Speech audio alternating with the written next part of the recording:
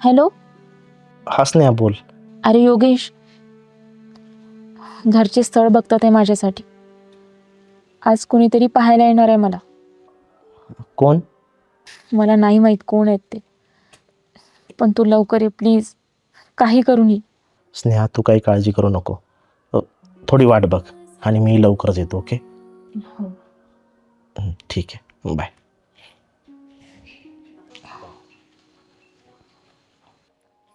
मला वाटतं आपण बरीच स्थळ पाहिलेत.